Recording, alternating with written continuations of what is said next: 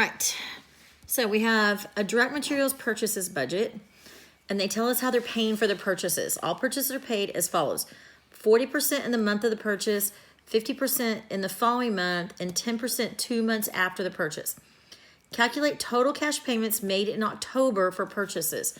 So we want to know, given everything's paid for within 3 months, so we're only going to be looking at August, September, and October, and we want to know how much of these get paid for in October. All right, so 40% is paid in the month of the purchase. So in October, I'm going to pay for 40% of October's.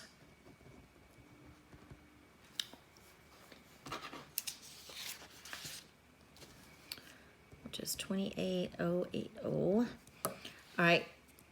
In October, let's say 50% is the following month. So in October, I'm going to pay for 50% of September's.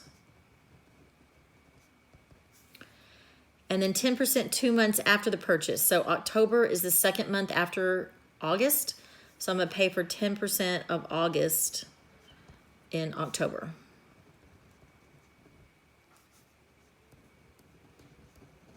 So you figure that out, add them up, and it's $74,710. That's how much cash I'm going to pay out. Okay, this one is a little bit different. They're asking for what accounts receivable balance will be on July 31st. Okay, you might actually have a problem where they want to know how much cash is collected. This one is wanting to know what's left that's owed to you at the end of July.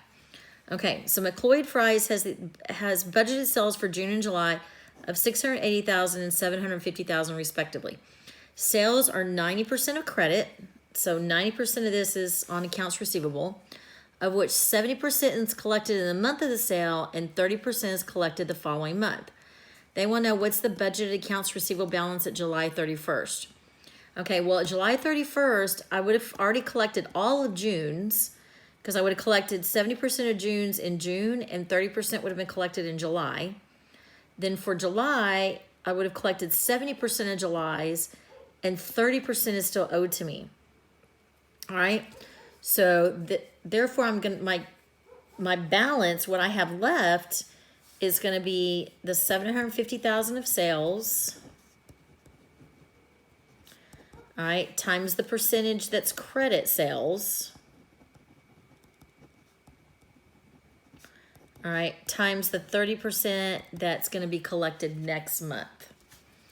So my balance is $202,500. That's my accounts receivable balance.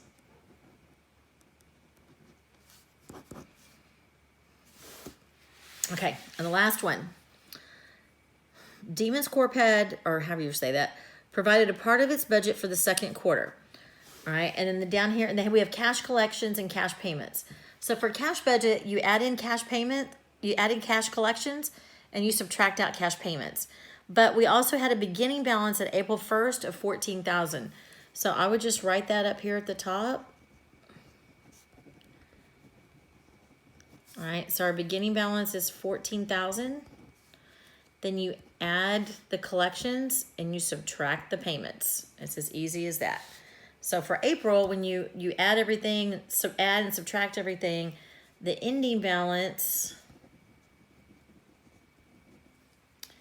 is $37,300.